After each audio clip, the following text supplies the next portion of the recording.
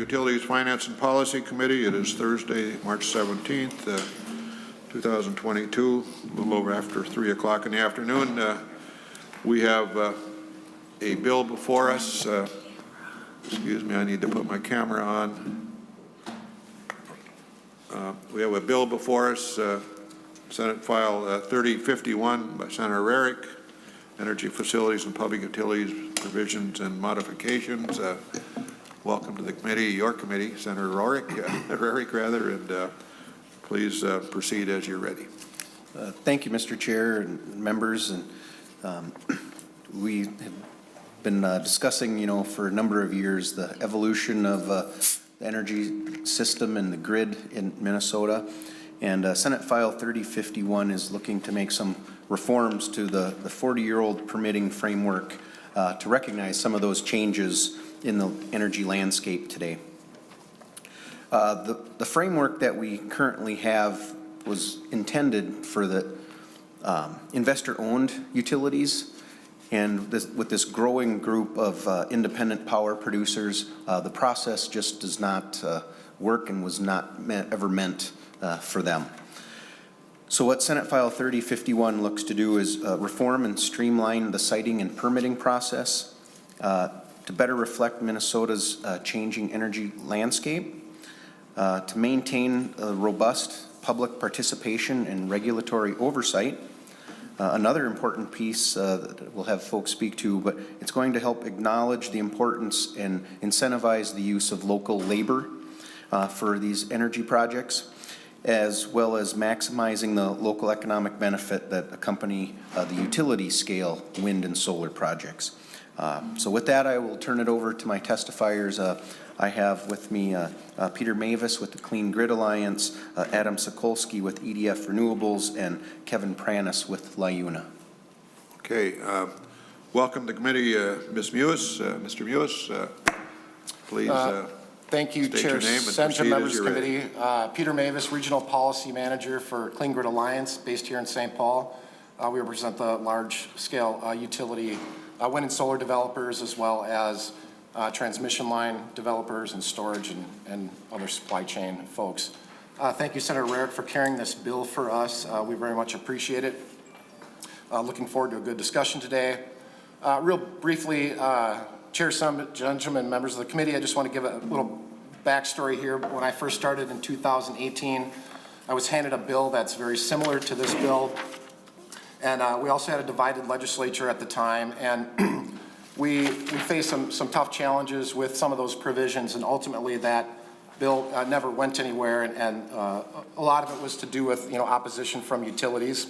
So for a couple years we took a break, and then about a year and a half ago we sort of regrouped, Mr. Sokolsky and I, as well as some of other of our members and some regulatory attorneys, and said, Minnesota has a very good permitting process in the state, but we believe that there's opportunities for reforms to streamline things. And so we spent some time kind of working through the statutes and trying to figure out what are some modest changes we can make, that provides the continuation of good, robust intervention, but helps streamline the process a little bit. And that is what's been culminated and included in this bill. Additionally, we spent a lot of time working with the Public Utilities Commission, with staff, as well as a few members, to look at efficiencies within the commission that we could do outside of the legislature, outside of the rulemaking process. And I think we also achieved some good efficiencies there. And I give a lot of credit to their executive director over there, Mr. Seifert, as well as Chair Sieben and their staff. One other brief point, what I think is different now as to what it was in 2018 is that the utilities have really made incredible strides. I'll pick on two. I'll start with Great River Energy. As we all know, they made a bold vision to close a coal plant in North Dakota. They ultimately sold that and committed to a large additions of renewable energy for their portfolio. We're very creative in using existing interconnection points to add those resources, and they're continuing to go through that process. I'll also point to Xcel Energy. As we all know, you guys had a presentation from them. They have a very large resource plan that just was approved by the commission, the most robust resource plan I think the state of Minnesota has ever seen. That was a very long and arduous 2.5-year process, and I think Xcel Energy would agree that was a challenge, but we got through it, and we did it as a coalition, and I think we're very proud of that product. So with that said, we have utilities now that are looking to add 4.5 gigawatts of renewable energy over the next planning period, 15 years. And what we're trying to do in this bill is recognize the importance of speeding up the permitting process to help facilitate the transition that these utilities are looking to make over this next 10, 15 years. And so with that, I'll pause and I'll pass it off to my colleague, Mr. Sokolsky, to kind of give you a little bit more background as to why we're going this road. Excuse me, can I just interject, Senator Rarick, there is an A1 amendment here that you Yes, may or may not want to put on the bill. Mr. Chair, I forgot about that, and I would like to move the A1 authors amendment. Okay, Senator Rarick has the A1 authors amendment, which you have in your packets. Take a quick look at that. Is there, I mean, all these are important. It doesn't look Chair Sen, I'm happy to briefly explain the amendment. Sure, yes.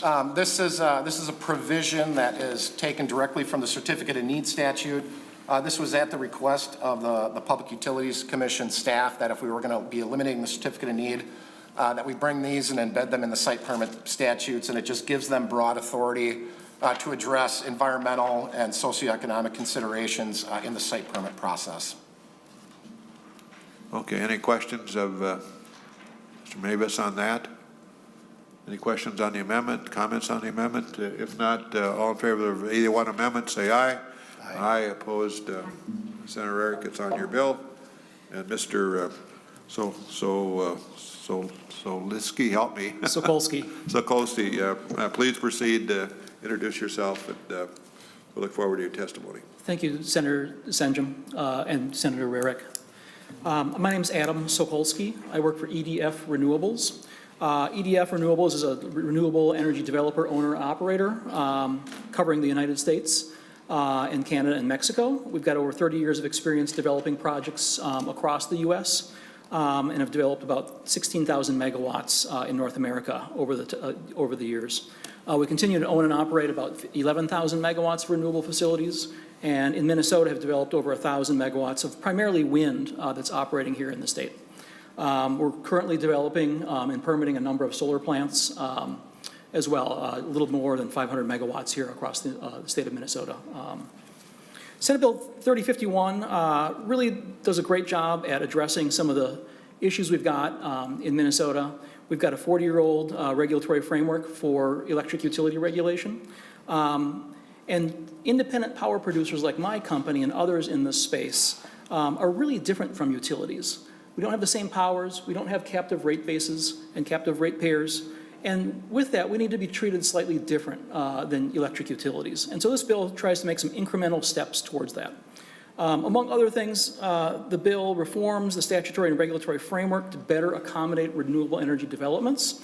It creates at the same time efficiencies at the PUC by adjusting the proceedings to better fit independent power producers and project developments. At the same time, with the streamlining, we maintain the strong protections for ratepayers that are currently in current statute. Don't take any powers away from the PUC to review rates, competitiveness, et cetera. And when you look at the regional, the region, North Dakota, South Dakota, Minnesota, Iowa, these steps make us slightly more competitive in Minnesota than we would be otherwise. Minnesota's got a great state permitting process. It's different from our neighboring states. It's very rigorous and sometimes takes a lot more time than our neighboring states. So it's a good improvement there.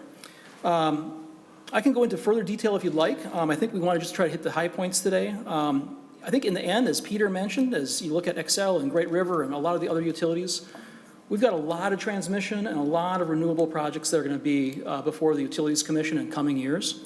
It's going to take a lot of time and effort at the Commission to review and do the stakeholder process and proceedings to get those projects permitted.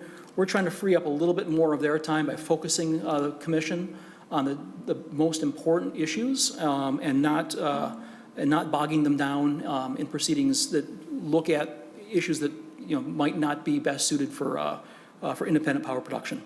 We urge your support for Senator Rarick's 3051. I'm happy to answer any questions you may have. Thank you, Mr. Slowinski. Any questions of the witness? You know, I just have a general one because I'm kind of experiencing myself back home. When we say efficiencies and streamlining, that can get to, you know, some people can get a little worried about that if you're if it like personally affects you. And I think it's one of your projects, Mr. Sokolsky, Byron Solar, 1,800 acres, and there are people that are a little worried about the fact, and it's not your fault, just because of our statutes. It usurps, by virtue of its size, any authority of local planning and zoning people to have any input into the project. And again, that's not your fault. But when we say this thing about streamlining and efficiency, it's kind of in the eyes of the beholder. Some people don't want that. Some people would like to have a little bit more input into the process, if you will. Any thoughts about how much we're sort of giving away to the process as we think about streamlining and creating more efficiencies? Just kind of a general question. Senator Sen John, I'd be happy to. Who are the losers? I guess maybe who are the losers as we do this? I would say nobody is the loser on this bill. Our citing statutes, 216E, 216F, really look at, step back, provide the State Utilities Commission with jurisdiction over projects over a certain size, right? The local townships and counties absolutely have input into those processes, and the commission listens to them. However, it's a jurisdictional question. The commission does have authority over those projects, and that's what the legislature decided way back when they enacted those initial statutes. In this case, one of the efficiency areas comes in along the transmission line routing process, for instance, for projects, for a wind project or a solar project that might have a short transmission line associated with it. The efficiency there is when a company like ours, an independent power producer, comes in for asking for a permit for some transmission, we'll have voluntary agreements for that entire route. Say it's 10 miles. The state statute requires us to bring in a second route where we probably don't have any site control or any leases for the commission to analyze and review. Well, bringing that second route in freaks the public out. You want to build a transmission line? We said no to that. No, we don't want that over here. No, we said no to your leases. There's a case where we actually create winners with this bill. We take that requirement to file an alternative route and subject that permanent route or alternative route to full environmental review off the table. Focus on the route that's been applied for and that has site control leases along it, voluntary leases, to ensure that we've got a great environmental review of a route that people have volunteered to say, you can put this on my land. So there's a case where it not only streamlines, but also prevents the public from being subjected to a proceeding, kind of a straw man proceeding that just gets people riled up for unnecessarily. So I think you're right to ask the question. In this case, I don't see a lot of losers being created. I see more efficiency, a more straightforward process at the Utilities Commission, and a process that allows the commission to focus on the real projects that are being proposed. Thank you, Mr. Sokolsky. Could you just maybe follow up? So on the current process, I mean, as a company, you have your certainly preferred route, and that's the one that you probably put forward first, but you're required to put a second route together, which probably you know that at least you're not interested in, and probably a lot of other people wouldn't be, but you're required to do that anyway, and that just creates some anxiety and commentary perhaps that was probably not necessary to the process. Is there? Senator Sen John, absolutely. It creates fear among the community. The community then reacts to something that isn't maybe so real. I think that's an unnecessary kind of, we don't want to rattle people in permitting processes, right? You want to be able to focus on what's really being proposed, not something that's, an additional straw alternative that just in there for statutory purposes. Good. Members, any questions?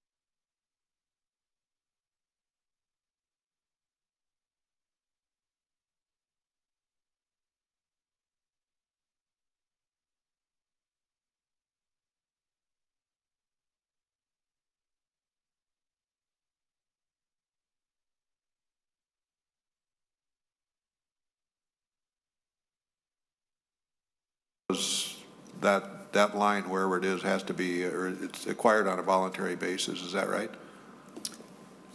Chair Yes, Sendrum, that's correct. Yes, okay. Anyone else? Okay, thank you so much. I appreciate the testimony, and I've got Mr. Pranes Thank you, Senator. with us. Hang on. Welcome, Mr. Pranes. Please state your name and Thank you. proceed with your testimony as you're ready. Thank you, Chair Senjum, committee members, Senator Rarick, Kevin Pranes on behalf of LiUNA, Minnesota, and North Dakota. We represent 13,000 skilled construction laborers and 15,000 of their family members across the two states, and we're here to testify in support of Senate Bill 3051. Our energy system, as I'm sure you all know, provides more than just affordable and reliable electricity. It also provides jobs and economic opportunity to thousands of Minnesotans, including many LiUNA members, who work hard every day to keep our electric and gas utilities working properly. We recognize the state's undergoing a transition in how the system operates and the type of energy we use, and we want to make sure that high-quality local jobs and economic opportunity that energy can provide aren't lost in the shuffle. This bill would require utilities to report on and require the Public Utilities Commission to consider the local job and economic impacts of energy resource decisions. It's a simple proposition. When we make decisions on energy, we're going to consider people's livelihoods, just as we're going to consider climate impacts or other environmental attributes of any particular decision. The only other thing I would say, and that's the purpose of the local reporting and the local job consideration language, the only other thing I would say about the bill generally is we're strongly supportive of the streamlining. I can tell you that our members show up regularly to these hearings and these processes, and the truth is the current process is duplicative. Most of our members can't tell the difference between a certificate of need and a site permit or understand why different hearings or different questions would be answered for each. They find it more confusing than helpful. This proposed amendment would simplify that while providing all the same level of public input. We have the same concern to make sure that our members' voices can be heard, and we believe this process would provide that better and provide more confidence in the process than currently, which our members find to be quite confusing. And thank you for your time. Thank you, Mr. Pranes. Any questions of the witness? No questions? Well, thank you very much. We proceed. We have Ms. Deb Bergen, Missouri River Energy. Is she here online? Yes. Ms. Bergen? Yes, I am. Yes, I am. Can you hear me okay? I can hear you. I can't see you, but maybe I can put myself on gallery here. There we go. Okay, there you are. Okay. Please Well, good afternoon. identify yourself and proceed. Yes, thank you, Senator Sen Jim. Deborah Bergen. I'm with Missouri River Energy Services out of Sioux Falls, South Dakota. Missouri River Energy Services, also known as MRES, is a municipal power agency. We provide wholesale power and other services to 61 municipal electric utilities in 4 states: Iowa, Minnesota, North Dakota, South Dakota, and 25 of our member communities are located in western Minnesota. I just want to address 2 sections of SF 3051 today. The first is Section 5, which Mr. Pranes was largely just discussing. It adds a requirement to the integrated resource process requiring utilities to report on local job impacts for projected resources. The fact is that most IRPs, particularly for us, only generally model and identify generally the future resource needs for a utility. It often doesn't recognize in 10 years you will need 2 megawatts of solar at this exact location. It's much more general than that. It's only later after the IRP process that the actual location results from a different process of analyzing transmission pathways, transmission costs, cost of the resource, and sometimes, quite frankly, MRES is rather small in size. We'll get approached by a developer who will bring a project to us down the line. So we really don't have that information of local job impacts when we file our IRP because it is just too general. Having said that, I met with Mr. Pranes yesterday and we discussed this. We're going to continue to discuss if there aren't ways to meet what his goals and needs are and also to address the concerns at MRES. We don't have language for you today. I'm sorry. I apologize that. for that, but Mr. Pranes and I are committed to continue to work on this together. And I just want to say for MRES, we understand the need to address local job impacts. When we built the Pella project, the Red Rock Hydroelectric project near Pella, Iowa, we made it a priority with our lead contractor to use local jobs, local resources. All of the pickup trucks used for that project were bought from the local dealerships in and around Pella, Iowa.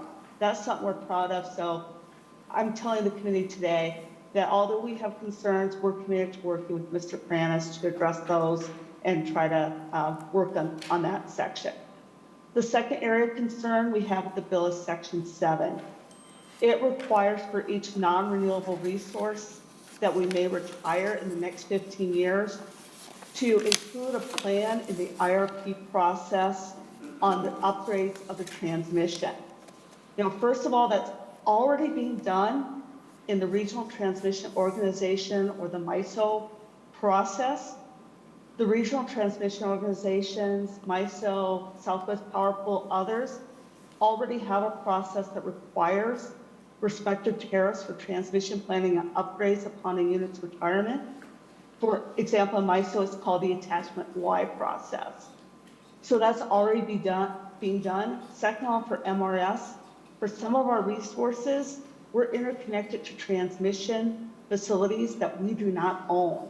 We're largely transmission dependent. While we do own part of CapEx 2020, for a lot of our projects, generation projects, either we're taking it on contract, or even if we own it, we're not owning the interconnected transmission. So we just don't think this adds any benefit to the IRP. It would just, at most, we would just add a lot of speculative gobbledygook, if you will, that adds nothing to the IRP process. This is already being done with the regional transmission organizations. It does not need to be done with the IRP. And with that, I'm going to thank the committee and Senator Sen John for your time. I'll stand for any questions. Thank you, Ms. Bergen. Any questions of the witness? Well, I mean, I do have, is a little redundancy in terms of Section 7 is, how profoundly bad is that? I mean, you're already doing it, I understand, but this is asking for it long before we would do the attachment Y process at the RTO level. okay. It's asking every time we file an IRP, what are you retiring in the next 15 years and what's your transmission upgrades going to be? Sometimes we're just not going to have that information, especially not that far down the line. As asked us to do something we're going to do when we announce the retirement. Okay. Thank you very much, Ms. Bergen. Any questions to the witness? Yes, Mr. Mavis, I'm sorry. Yeah. You want to respond to that? Senator Sen John, Yes. member of this committee. Real briefly, this we've talked a little bit about this provision. This was crafted by the House author, and so this was not part of our original package of provisions that we brought forth. This was, and so we need to have more conversations on the House side to figure out exactly what we're trying to achieve here, and I certainly understand Ms. Bergen's concerns, and so we'll continue to work on that. And we certainly don't want to be in a situation where we're just doing redundancies. Thank Okay, you. good. Anyone else to this witness? Okay, then moving on to Mr. Evans. Please come forward. Identify yourself and proceed. Thank you, Mr. Chair, members of the committee. I'm Rick Evans with XL Energy. The concern that we have with the bill primarily goes to Section 8 of the bill, and I think you may have heard us talk about this before. The idea of piecemeal rate making, or excuse me, piecemeal deregulation, where we start taking apart the regulatory process a little bit at a time, and in this particular case, only for some of the players. So under this provision, the independent power producers would not have to pursue a certificate of need if the project they're pursuing is contained in a utility's IRP, integrated resource plan. But utilities like Xcel Energy, would not be exempt from pursuing a certificate of need, even though the project is identified in our integrated resource plan. Increasingly, a certificate of need process is not a cheap or quick process. It's an expensive and time-consuming filing that we would have to make in order to get the certificate of need for a project that is already contained in our independent or integrated resource plan, something the IPPs would not have to do.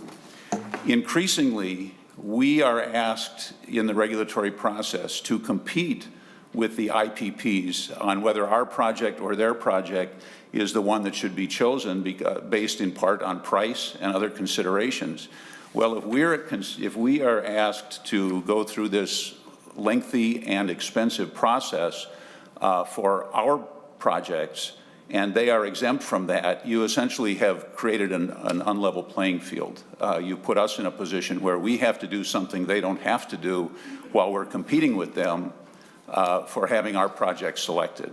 And so I think this is, again, sort of the kind of thing that we ought to be able to work out. We certainly want to have an expedited process. We certainly are not opposed to streamlining.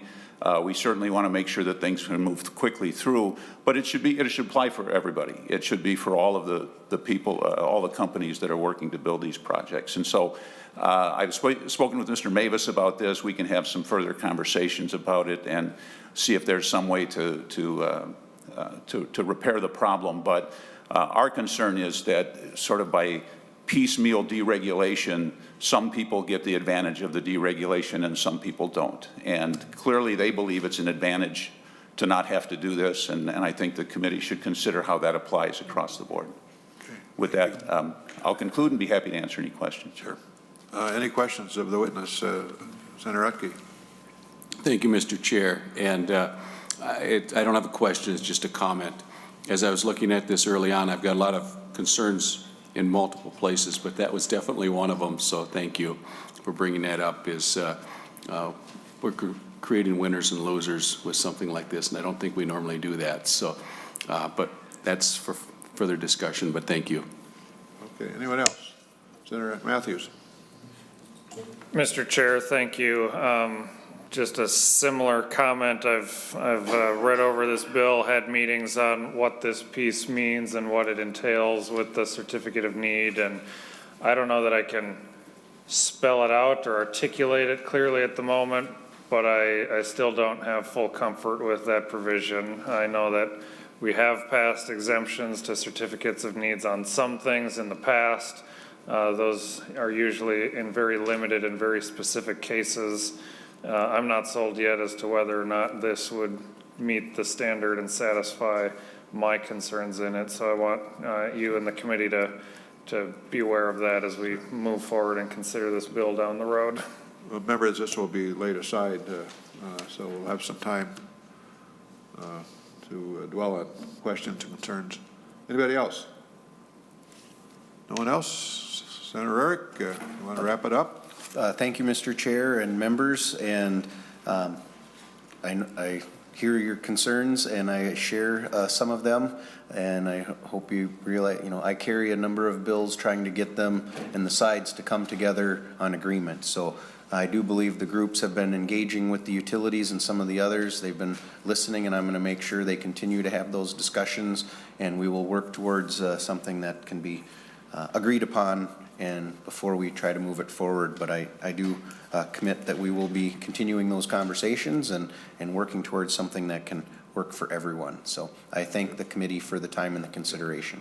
Thank you, Senator Rarick. With that, then, Senate File 3051 will be set aside for further discussion and possible inclusion.